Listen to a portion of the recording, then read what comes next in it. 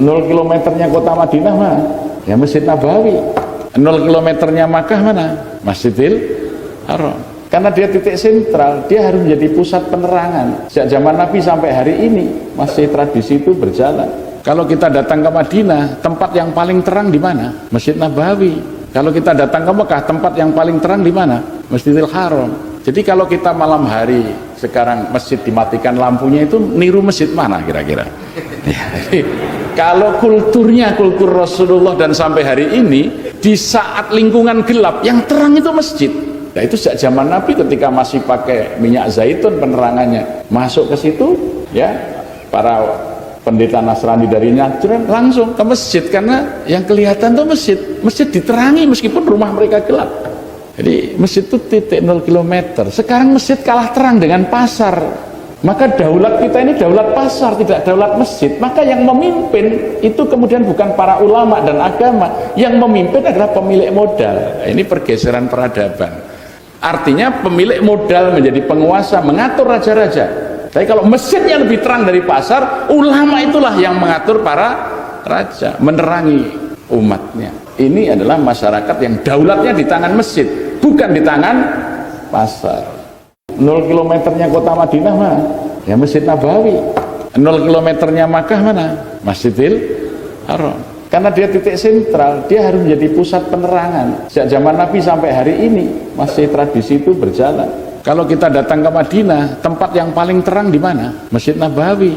Kalau kita datang ke Mekah, tempat yang paling terang di mana? Masjidil Haram. Jadi kalau kita malam hari sekarang masjid dimatikan lampunya, itu niru masjid mana kira-kira?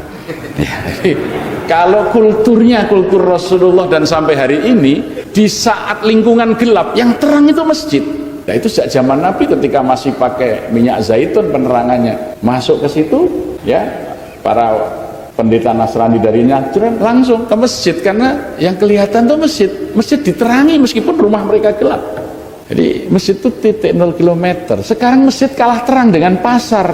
Maka daulat kita ini daulat pasar, tidak daulat masjid. Maka yang memimpin itu kemudian bukan para ulama dan agama, yang memimpin adalah pemilik modal. Ini pergeseran peradaban.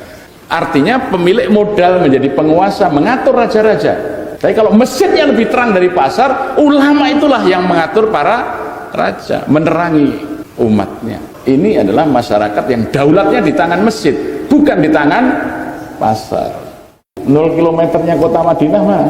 Ya Masjid Nabawi. 0 kilometernya Makkah mana? Masjidil Haram. Karena dia titik sentral, dia harus menjadi pusat penerangan. Sejak zaman Nabi sampai hari ini masih tradisi itu berjalan. Kalau kita datang ke Madinah, tempat yang paling terang di mana? Masjid Nabawi.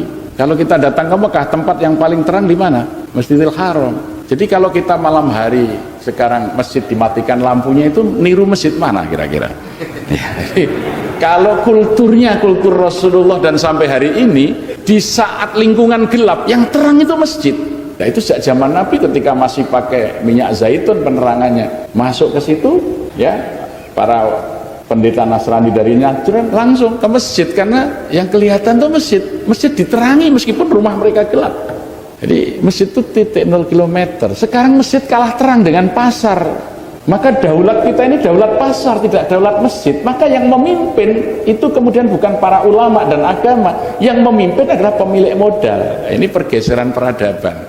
Artinya pemilik modal menjadi penguasa, mengatur raja-raja.